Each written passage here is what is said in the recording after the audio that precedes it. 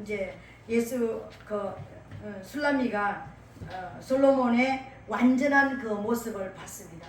이제 술람에게 와가지고 나의 완전한 자야 이렇게 불러줬던 것은 너 지금 성령 충만한 그 자체로 완전한 모습인데, 이제 신랑의 모습을, 완전한 신랑의 모습을 보여주면서 이것이 진짜 완전한 모습이다. 그래서 내 머리에 이슬이 있고 내 머리털에는 밤이슬이 가득하다. 나는 지금 하나님의 영으로, 성령으로 충만, 하나님의 임재와 성령으로 충만하고, 그리고 기름 부음으로 충만해서 이제 권능이 이제 나를 위해서, 이제 천사들이 나를 위해서 돕는 천사들까지 풀어진 상태, 그 모습이 이제 기름 부어져 있는 상태, 그 완전한 모습이 이제 술라미의 모습에, 그러니까 눈에 보여졌습니다. 그래서 술라미는 지금 완전한 성령 충만한 그 자체로 지금 완전한 단계인데, 기름 부음 단계로 들어가는 그 단계에 지금 있다고 했습니다. 그 성령 충만한 단계 그 자체로 자면서도 지금 내가 세상에 있는 영으로 껴있지 못하는 대로, 영으로, 육으로는 뭔가 있는데 영으로는 껴있어 가지고 자면서도 보고, 자면서도 듣고, 자면서도 순종하는,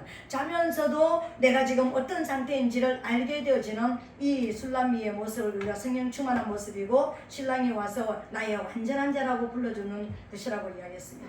근데 이 완전한 자의 모습을 이제 다음 단계가 있잖아요. 술라미가 기름 부음 단계로 넘어가야 되는 단계가 있잖아요. 근데 기름 부음 단계로 넘어가기 전에는 우리가 성경 전체로 보면은 기름 부음을 받은 사람들 중에서 단 한 사람도 고난이 없이, 고역이 없이 그냥 기름 부음을 받아서 불사역을 하고 불의 어떤 사자로서 쓰임 받은 사람은 이 땅에 단 한 사람도 없었더라 그랬습니다. 그래서 성경에 보니까 모세도, 다윗도, 요셉도 기름 부음을 받은 사람들이었는데, 그 세 사람, 그러니까 물론 다른 사람들도 기름 부음을 많이 이제 받았는데, 기름 부음 받은 사람들 중에서 기름 부음이 임하는 그 순간부터 말로 표현할 수 없는 외적인 그런 어떤 핍박이나 고난이 있었고, 내적인 어떤 갈등, 엄청난 그런 것이 있었더라고 그랬습니다. 근데 오늘 술라미도 그것이 시작된 모습을 우리 지난 시간에 우리가 봤습니다. 그죠? 근데 그 모습을 봤는데 예루살렘 여자들이 이제 질문을 했습니다. 도대체 여자 중에 그렇게 어여쁜 자야, 너희의 사랑하는 자가 다른 사람, 남이 사는 우리가 사랑하는 자하고 뭐가 그렇게 다르냐?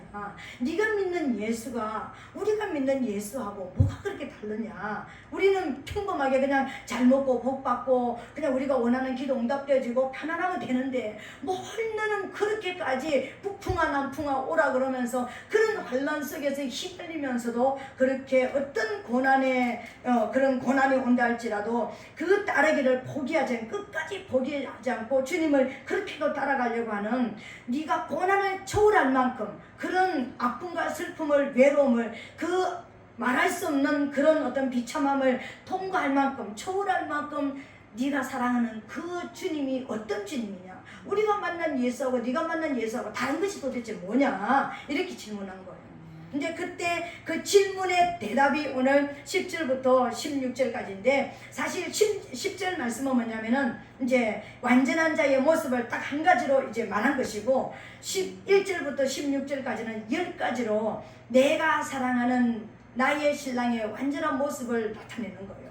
10절의 모습은 어떻게 나타나는 것입니까? 나의 사랑하는 자는 희고도 불고 만 사람 위에 뛰어난다.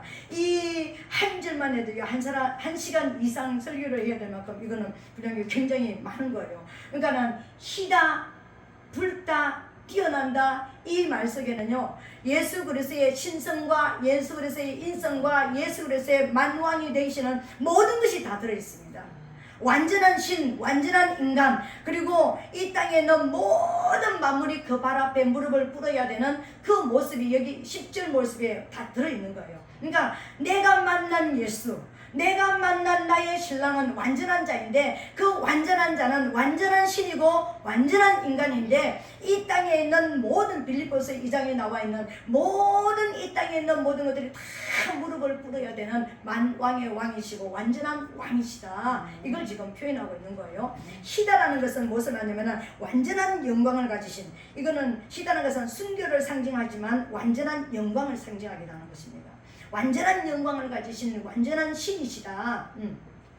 이런 모습을 가지고 있는 것이고, 그리고 불다라는 말은 뭐냐면, 불다라는 말이 누구에게 제일 먼저 쓰였습니까? 아담에게 먼저 쓰였습니다. 그렇죠? 아담이란 말이 불다라는 뜻을 가지고 있잖아요. 그죠?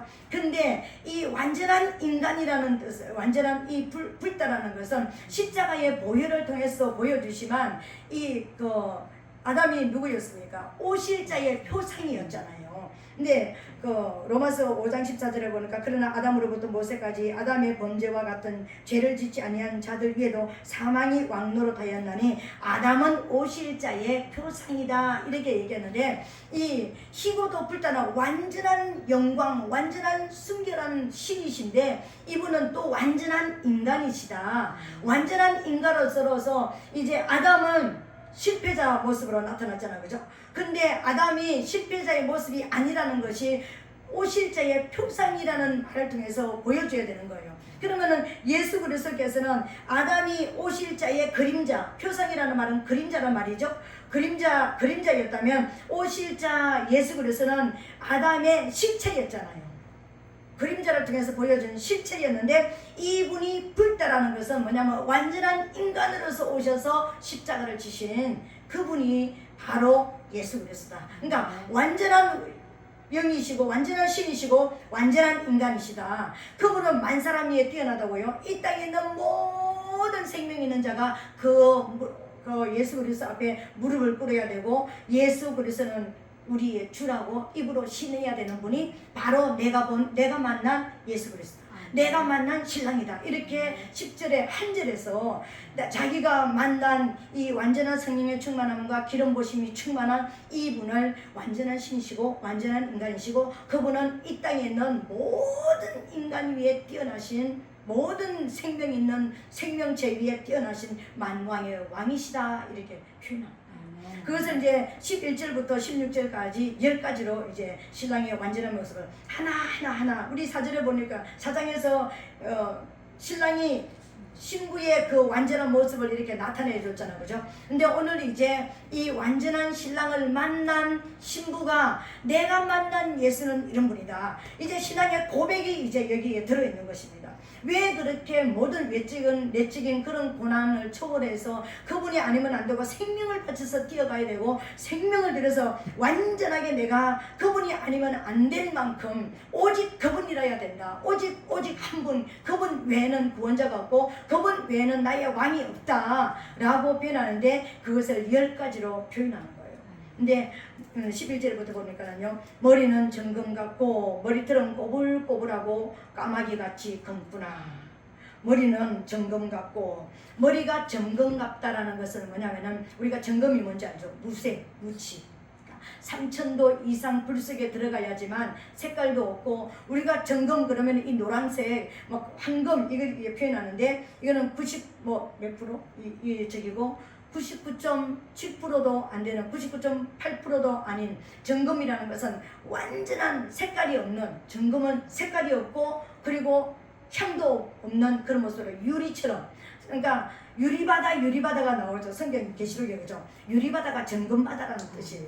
우리가 정금바다라 그러면은 노란색을 자꾸 상징하니까 노란색 이렇게 하는데 진짜 황금은 색이 없는 유리처럼 저렇게 맑은 것이 정금이라는 거예요. 그러니까는 이제 여기서 머리가 정금 같다 이 말은 주님의 왕권의 완전성, 주님의 통치권의 완전성, 이것을 이제 이야기하는 것입니다.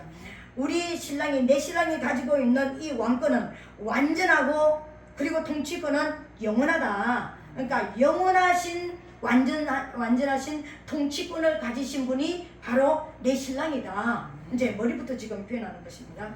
오늘 저와 여러분들을, 우리를 십자가에서 구원해 주신 그분은, 그분의 왕권은 완전하신 분이고 그분의 통치권은 영원하고 완전하신 것입니다. 그래서 우리를 구원해 주신 우리 주님은 우리를 잃어버리지 아니하신다고 그랬습니다. 그래서 왜요? 그분은 완전한 생명이고 완전하신 분이시기 때문에 우리를 잃어버리지 않습니다. 근데 그분의 머리가 어떻다고요? 그분의 머리는 꼬불꼬불하고 이렇게 얘기합니다. 머리털이 꼬불꼬불하다라는 것을 뭘로 표현하느냐면요, 여기서 꼬불꼬불하다라는 것은 뭐냐면은, 여러분 보세요.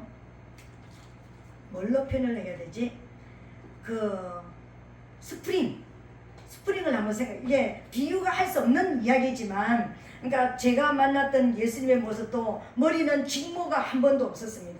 머리가 이렇게 그 서양 사람 남자들은 약간 뭐라고 얘기하지? 이 반곱슬 같은 그런 모습이죠, 그죠?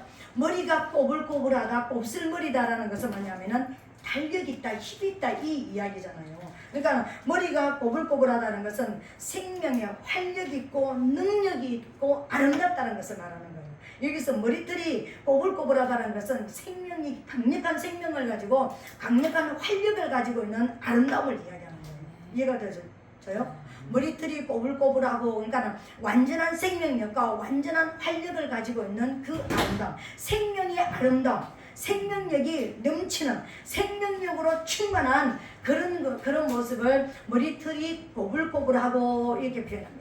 그리고 또 이제 또 여기 있습니다.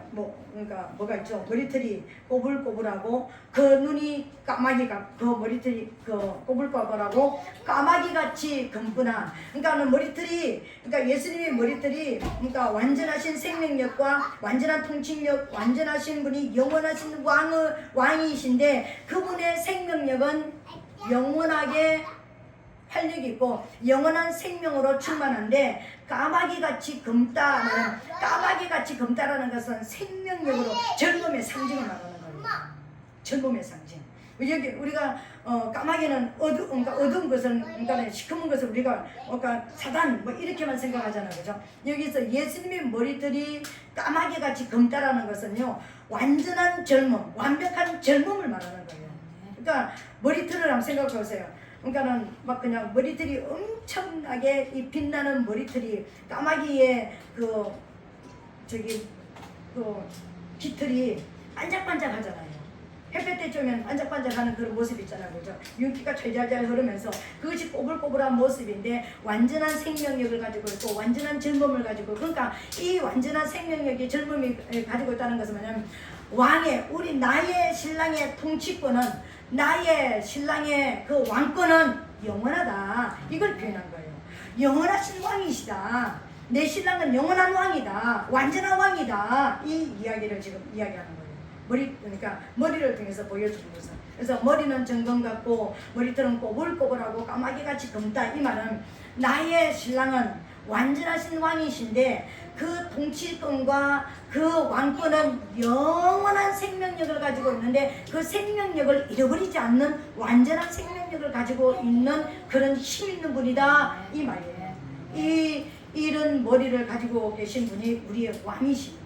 우리의 왕은, 그래서 왕권을 잃어버리지 않는다는 것을, 왕권을 빼앗기지 않는다는 것을 상징하고 있는 거예요. 우리의 왕은 사단에게 세상의 그 어떤 것에도 왕권을 빼앗기지 않는 분이라는 것을 여러분 믿으시기를 예수님 이름으로 축복합니다. 두 번째로는요, 이제 머리털까지 이제 세 번째로죠. 세 번째, 눈은 시냇가에 비둘기 같은데 젖으로 씻은 듯하고 아름답게도 박혔구나. 이제 눈이 나오는데 여기서 말하는 시냇가에 예수님이 그러니까 신랑을 얘기할 때는 비둘기 같이, 이제 비둘기 같은 눈, 그러니까 네 눈에는 나밖에 없구나, 너는 나만 가지고 있구나 이랬는데, 오늘 술라미는 어떻게 배냐면 눈이 시냇가의 비둘기 같은데 젖으로 씻은 듯하게 아름답게 박혔구나. 이게 눈은 무엇을 말하냐면은 영의 자체를 말하는 것입니다. 영의 어떤 모습이냐면 성령으로 충만한 눈. 그러니까 일곱 불의 계시록에 보면은 그러니까 일곱 눈의 통찰력, 완전한 통찰력을 가지고 있는 눈. 그러니까 깨끗하게 씻겼다는 시냇가의 비둘기 같은 눈은 순결하고 완전한 전지한 눈, 모든 것을 아는 눈, 모든 것 앞에 깨끗하게 순결한 눈, 그런 젖으로 씻은 듯하다는 것은요, 완전하게 완벽하게 깨끗한 그 눈. 그러니까는 예수님의 눈은 어떤 흠이나 어떤 티가 있어가지고, 내가 티가 있으면은 티가 있는 것만큼 다른 사람의 모습이 튀고 보이겠죠, 그죠? 그러니까 완전하게 완벽하게 깨끗한 영의 눈으로 우리의 모든 것을 감찰하시고 보시고 아시는 눈이다, 이 말이에요. 그러니까 우리 신랑의 눈은 완전한 일곱 눈의 통찰력을 가지신, 일곱 눈의 통찰력을 가졌다는 것은 완벽한 눈, 완전한 눈, 모든 것을 아시는 그 눈. 어떤 눈이냐면은 우리가 올 때 마음에 어떤 무거운 짐을 가지고 올 수도 있고, 질병 때문에, 가난 때문에, 염려 때문에, 근심 때문에, 기도 제목 때문에 마음이 무거울 수도 있고, 어떤 내가 가지고 있는 모든 사람이, 여기 앉아있는 모든 사람들의 생각이 다 다른 모습으로 봤잖아요. 근데 우리는 남들을 봤을 때 그냥 외적인 모습이 그렇구나. 근데 우리 예수님은, 우리가 여기 와서 앉아있지만 천 사람이 와도 만 사람이 와도 예수님은 우리 속에 있는 모든 것을 아시는, 무엇 때문에 왜 슬픔을 가지고 있고 아픔을 가지고 있고 고통스러워하고 힘들어하는지 모든 것을 다 아시는 전지하신 눈, 완벽한 눈, 그런 눈을 가지고 계시는 분이 나의 신랑이다. 그러니까는 지금 술라미는 내 안에 있는 내적인 남풍이 있잖아요. 또 외적인 폭풍이 있잖아요. 그러니까 안팎으로 지금 고난과 슬픔과 모든 핍박과 말할 수 없는 그런 어떤 초월할 수 없는, 보통 사람으로는 뛰어넘을 수 없는 아픔을, 엄청난 아픔을 가지고 있는 그런 모습입니다. 근데 그 신랑이 나를 바라볼 때 내 모든 것을 다 아시더라고요. 제가 처음 주님을 만나고 처음 교회 간 날 주님의 모습을 이제 봤는데, 그 주님께서 내가 너는 어떻게 살았는지, 앞으로 네가 어떻게 살 것인지, 나는 너를 전부 다 알고 있다. 전체를 다 알고 있다. 이렇게 말씀하시더라고요. 그러니까는 내가 지금까지 어떻게 살았는지, 어떤 아픔이 있었는지, 어떤 슬픔이 있는지, 뭐 때문에 실패했는지, 어떤 그러니까 실패가 있었고 어떤 질병 때문에 어떻게 하는지를 다 한다. 난 너에 대해서 모르는 것이 단 한 가지도 없다. 그리고 앞으로는 네가 어떻게 살아갈 것인지 나는 다 한다. 그러니까 하나님의 음성이 직접 내게 말로 들리진 않는데 그냥 주님이 이렇게 보고 계시는데, 그러니까 얼굴 보는 그 얼굴 앞에서 그냥 눈으로 보는 그 얼굴이 저에게 말씀을 하시는 거예요. 음성은 없는데 내 안에 말씀을 심어주는 거예요. 나는 네가 어떻게 살았는지, 어떤 아픔이 있는지, 어떤 고난이 있는지, 앞으로 네가 어떻게 살 것인지 다 한다. 그러니까는요, 그 앞에서는 어떤 변명이나 어떤 것도 필요하지 않는, 다시는 거울처럼 모든 것을, 우리는 살아오고 나면 과거를 잃어버립니다. 그죠? 기억 못하는 게 더 많아요. 근데 우리 주님은요, 네가 태어날 때부터 지금까지 모든 것을 모르는 것이 없이 전부 다 안다라는, 그 안다라는 눈으로 저를 보시는데, 아 그렇구나, 앞으로도 내가 어떻게 살 것인지 다 아시는구나. 저는 제가 가장 처음 만났을 때 그분이 제게 말씀은 안 하시는데 그러니까 내 안에 들려주는 음성이, 난 너를 다 안다. 너를 다 안다는 것이었습니다. 그러니까 그 음성 앞에서는요, 진짜 두려움과, 그리고요 정말 그 위로와 평안과 어떤 두려움, 이 모든 것이 말로 표현할 수 없는 이 모든 것이 다 그 안에 다 들어있는 것을 저는 이제 만난 적이 있습니다. 이 눈이 바로 오늘 12절에 나오는 눈은 시냇가의 비둘기 같은데 젖으로 씻은 듯하고 아름답게도 바뀌었구나. 그러니까는 완전하신 통찰력을 가지신, 우리에게서 숨길 수도 없고 감출 수도 없고 변명할 수도 없는 그 눈으로 우리를 지금 보고 계시는, 신랑과 신부의 사이니까 완전하게 다 알고 계시는 그분이 바로 내 신랑이다. 지금 내 고난받고 있는 이 모든 것을 다 아시고 계시는 분이다. 이 말에는 또 뭐가 있습니까? 내가 지금 고난받는 이 모든 것을 통과하고 나면은 그 주님은 나를 또 다른 모습으로 세우실 것이라는, 이 고난을 통과하고 나면 반드시 나를 정말 주님께서 원하시는 그 모습으로 나를 반석 위에 세워주실 것이라는 이 기대와 소망이 있는 그런 예언적인 그런 또 모습을 이 말씀 속에는 있습니다. 그러니까 모든 것을 다 감찰하시고 하시는, 감찰하신다는 말이 무슨 말인지 알죠? 가장 가까이 오셔서 나를 들여다보시고 다 내면을 살피시고 안다. 이게 감찰한다는 뜻입니다. 그러니까 우리의 모든 것을, 내가 지금 갈등하고 내가 지금 속에서 지금 그러니까 이렇게 부대끼는 이 모든 모습을 다 알고 계시다.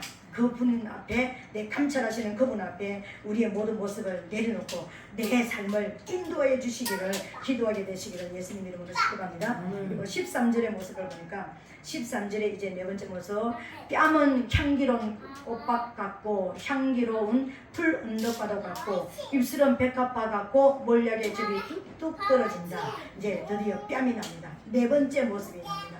뺨은 향기로운 꽃밭 같고 향기로운 풀 언덕과 같다. 뺨이라는 것은 여러분 우리의 뺨이 뭔지 알죠? 우리 술람미를 통해서 신랑이 표현했을 때 뺨은 석류 한쪽 같고 이렇게 했을 때 지금 내 마음에 술람미의 마음속에 그러니까 예수님을 보면 홍조를 띠는 그 모습을 이제 이야기했습니다. 왜 홍조를 띄었을까요? 그러니까는 내 안에 내면의 그 부끄러움, 내가 주님을 부인했던 따라가 나설 수 없었던 내 준비되지 않았던 그 모습 때문에 주님 앞에 서기만 하면은 왠지 좀 미안하고 왠지 좀 부끄럽고 그런데도 내가 내 사랑하는 주님 앞에 내가 서는 그 모습이 뺨의 그 모습이라고 그랬습니다. 근데 오늘 이제 신부가 본 신랑의 뺨의 모습은 어떤 모습이냐면 향기로운 꽃밭 같고 향기로운 풀 언덕과도 같다 그랬습니다. 뺨의 모습은 바로 무엇을 말하냐면은 마음의 모습을 말하는 거잖아요. 우리 내 마음에 숨어있는 신부가 본 신랑의 마음의 모습을 지금 본 것입니다. 지금 신부를 바라보는 마음의 모습을 본 거예요. 그 모습을 봤는데 어떤 모습이냐면 향기로운 꽃밭 같은 그런 그 모습을 봤습니다. 향기로운 꽃밭 같다는 것은 여러분 꽃밭에 꽃이 향기를 토하면서 피어있는 이 모습이 뭡니까? 최고 절정의 어떤 활짝 핀 꽃은 최고 생명력을 가지고 아름다운 향기를 나를 위해서 향기를 품어주는 최고 강력한 사랑이 막 그러니까 주님이 우리를 바라볼 때 술람미가 지금 얘기하는 그 향기로운 꽃밭 같다라는 것은 나를 바라보는 신랑의 그 마음이 어떻게 하면 더 많은 사랑을 뿜어낼 수 있고 어떻게 하면 내 사랑을 더 많이 표현할 수 있을까를 표현하는 이 강력한 이 생명력으로 가장 최고 절정의 사랑의 향기를 내게 뿜어주는 그 모습을 지금 보고 있는 거예요. 우리 주님은 그런 사랑으로 우리에게 다가오신다는 거예요. 그런 사랑으로 다가오시고 그리고 향기로운 풀 언덕 같다 이 말은요. 향기로운 풀 언덕 같다는 것은 뭐냐면 각종 풀이 많이 있는데 전부 다 풀이 향기를 토하는 거예요. 풀이 막 많이 이렇게 모든 그러니까 빈틈이 없이 풀이 많이 나 있는 것을 뭘 말하는 거예요? 생명력이 강력하다는 것을 말하는 것이죠. 그죠? 그러니까는 생명력이 풍성한 그 어떤 무엇으로도 표현할 수 없는 가지가지 우리가 몰라서 그렇지 가지가지 우리가 뭐 향기가 안 나 이렇게 얘기하지만 이 가지고 있는 각종 모든 향기는 다 따로 있습니다. 그죠? 그런 모든 우리를 향해서 좋은 것을 주기를 원하는 이 젊음을 주기를 원하고 생명을 주기를 원하는 그런 모든 생명의 향기를 다 가지고 있는 그 사랑의 향기를 가지고 있는 사랑으로 충만한 모습으로 지금 내 앞에 서 계시다. 내 신랑은 나를 향해서 자기가 가지고 있는 모든 생명력을 다 동원해서 그 사랑을 내게 쏟아부어 주시는 분이 내 신랑이다. 사랑으로 충만한 분이다. 이렇게 이야기하는 거예요. 이 사랑이 오늘 저와 여러분들에게 감각되어지고 그 사랑이 오늘 우리 가슴에 또 이렇게 품어지는 그런 저와 여러분 되시기를 예수님 이름으로 축복합니다. 그리고 여섯 번째로 14절에 보니까 손은 황옥을 물린 황금 놀이개 같고 몸은 아로새긴 상하에 청옥을 입힌 듯하구나. 손은 황옥을 물린 황금 놀이개 같다. 손이 어떤 모습이냐면 손은 뭐 하는 거예요? 일하는 거예요. 이제 신랑이 이제 표현했던 신부의 모습하고 이제 조금 다르죠, 그죠? 그러니까 신랑은 무엇을 저기가 또 주로 봤냐면은 목을 봤습니다, 그죠? 목의 모습을 아름다운 모습을 봤는데 지금 이제 술람미는 신랑의 모습을 보면서 손의 모습을 보고 있는 거예요. 그 손의 모습이 뭐냐면은 손은 일하는 그 행함을 예수님이 나를 위해서 일해주는 내 신랑은 나를 위해서 일해주는데 어떤 모습으로 일하냐면 손은 지금 예수님이 우리를 위해서 일해주는데 그러면 예수님이 그 신랑이 신부를 위해서 일해주는 그 모습은 창조주로서 통치자로서 구원자로서 심판자로서 예수님이 이 땅에 오신 그 목적이 이루어지는 예수님이 하시는 그 행함 창조주로서 이 땅에 오셨고 구원자로서 이 땅에 오시는 일 그리고 우리를 위해서 이제 통치자로서 이 땅에서 일하시고 그리고 우리를 위해서 사단과 싸워주시는 심판자로서 일하시는 그 모습이 황옥을 물린 황금놀이개 같다 이렇게 이야기합니다. 황옥이라는 것은 성결함을 말하는 거예요. 그러니까는 우리를 위해서 일해주시는 거기에 조금도 어떤 마음의 사심이나 우리말로 표현하면 사심이나 다른 생각이 있는 것이 아니라 오직 순수한 나를 위한, 나를 사랑해주고 나를 구원해주시고 사랑해주시고 내가 하나님의 뜻을 이루기 위한 신부로 세워주는 그 일을 하는 거기에 순수한 모습으로 나를 위해서 통치해 주셨고 나를 위해서 이 땅을 창조해 주셨고 나를 이 땅에 보내주셨고 나를 구원해 주셨고 나에게 지금 통치자로서 나에게 지금 계시고 그리고 심판자로서 나를 위해서 일해 주시는 이 모든 모습이 너무나 순결한 순수한 모습으로 오직 나를 위해서 이제 우리 에베소서 보면은 신랑이 신부를 위해서 생명을 주는 것처럼 너희가 신랑을 사랑하라는 것처럼 이건 교회와 성도의 모습이라고 그랬잖아요. 그죠? 신랑 신부가 생명을 주고 생명을 받는 것처럼 그런 순수한 모습으로 우리를 사랑하시고 우리를 위해서 일하시고 계시다. 그런 그 일하시는 모습을 봤고요. 그리고 7번째로는 몸은 아로새긴 상하에 청옥을 입힌 듯하다. 몸이 뭐냐면 여기서 말하는 몸은 우리가 보이는 눈에 보이는 이 몸을 말하는 것이 아니라 예수님의 심장을 말하는 거예요. 예수님의 심장. 예수님의 심장은 어떤 모습이냐? 상하와 청옥을 갖다 이제 아로새긴 상하에 청옥을 입힌 듯하다. 이 말은 뭐냐면 이 예수님의 심장 안에는 왜 예수님이 나를 위해서 창조하시고 나를 위해서 통치하시고 나를 구원하시고 나를 위해서 심판자로서 일하시는 이 모습이 순수한 모습이냐면은 예수님의 심장 안에는 아로새긴 그 모습, 아로새긴 뭐죠? 상하에 청옥을 입힌 듯 그런 상하는 단단한 그 모습이죠, 그죠? 그 청옥은 깨끗한 어떤 그런 모습인데 상한 아로새겼다는 것은 정교함, 빈틈이 없다. 그러니까는 예수님의 심장에는 조금도 빈틈이 들어가서 흠이 들어간 것이 아니라 완전하게 예수님의 심장은 불순물이 전혀 없는 모습으로 나를 사랑하는 그 사랑의 심장의 모습을 가지고 있기 때문에 나를 위해서 그렇게 순수하게 일해주시는, 나를 위해서 생명을 바쳐주시는, 그래서 예수님이 십자가 지신 그것을 우리에게 내가 너를 위해서 죽어줬으니까 너 나를 위해서 뭐 네 생명 바쳐라, 너 집대가리 하나 팔아와라, 이렇게 하지 않으시잖아요. 어떤 조건도 없으시잖아요. 그냥 내가 너를 순수하게 그렇게 사랑하는 것처럼 너도 그 순수함으로 나를 사랑해달라. 사랑이잖아요.